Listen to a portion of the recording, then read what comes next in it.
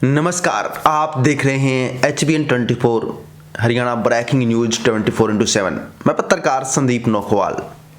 बड़ी और विशेष खबर आपको देना चाहूंगा कि नवनिर्वाचित सरपंच बिल्कुल सरकार से नाराज नजर आ रहे हैं। जी हां, हरियाणा के अंदर यहां पर उपचुनाव के बाद पंचायत चुनाव काफी लंबे समय बाद हुए हैं और पंचायत चुनाव के बाद यहां पे सरपंच इस तरह का फीज कर रहे हैं जो सरकार के लिए एक दिम्मक की तरह हो सकता है, यानी सरकार के लिए काफी हानिकारक हो सकता है।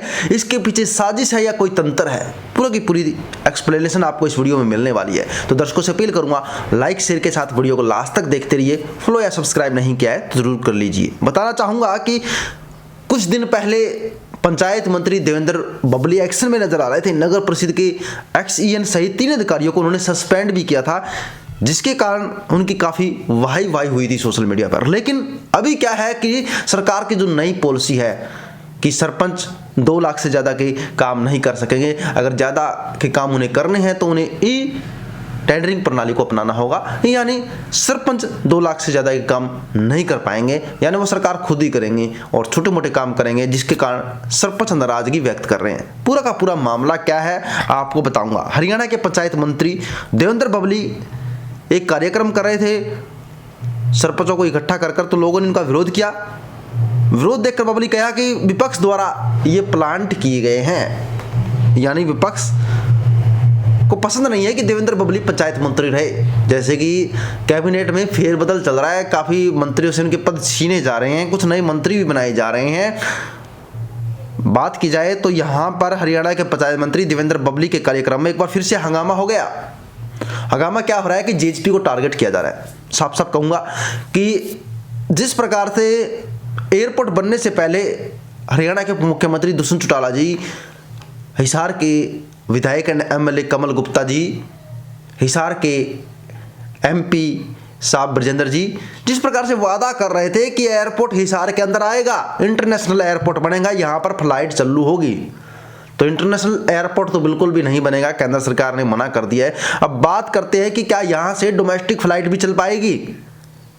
क्या यहाँ से हिसार की जनता कभी हिसार से चंडीगढ़ की, हिसार से दिल्ली की, हिसार के मुंबई की फ्लाइट ले पाएगी? यानी झूठे वादों पर यहाँ पर राजनीति की जा रही है। दूसरी बड़ी बात, यहाँ पर हरियाणा के मुख्यमंत्री दुष्यंत चौटाला जी ने चुनावी वादे किए थे कि 5100 पेंशन होगी, लेकिन ऐसा नहीं हुआ और अब कहते हुए नजर आ रहे हैं कि हमारे पास पूर्ण बहुमत होता तो हम शायद ही 5100 पेंशन कर देते। यानी 2024 के एजेंडे की तरह तैयारियां की जा रही है।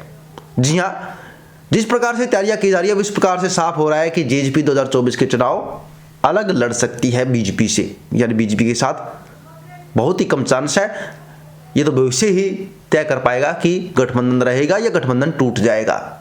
अभी बात करते हैं मौके की। देवेंद्र बबली पंचायत कर रहे थे, यहां पर हंगामा हुआ, पंचायत में सम्मेलन हुआ कि हिसार में नए सरपंच ब्लॉक समिति सदस्य व जिला पार्षदों के साथ बातचीत करने पहुंचे थे। कार्यक्रम में हंगामा हुआ, सरपंच काफी नाराज नजर आए।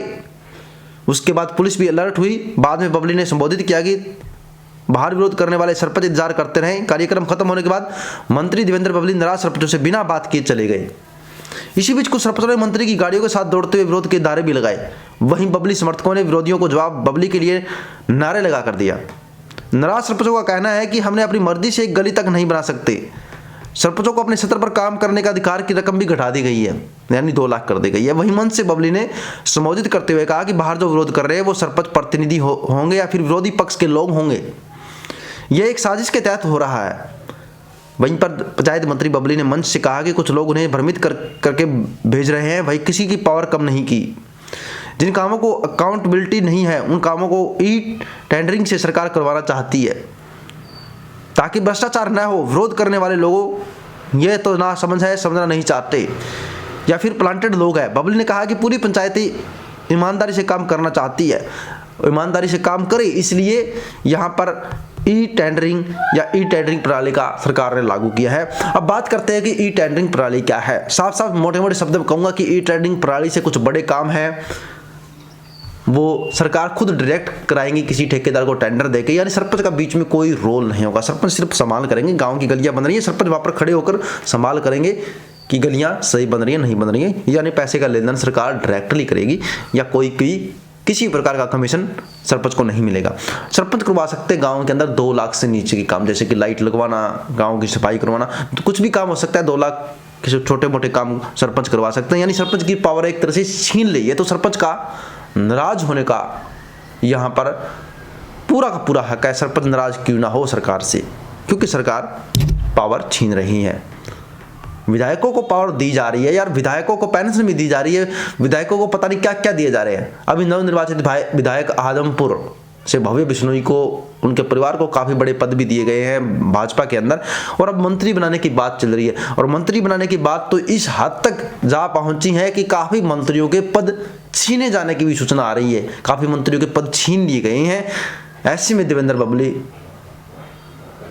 अपना दुख प्रकट कर रहे हैं, कहीं उनसे उनका पद भी छीन न लिया जाए। इसको लेकर आपका क्या सोचना है, आप कमेंट कर सकते हैं। जुड़ रहिएगा HBN 24 के साथ। जय हिंद।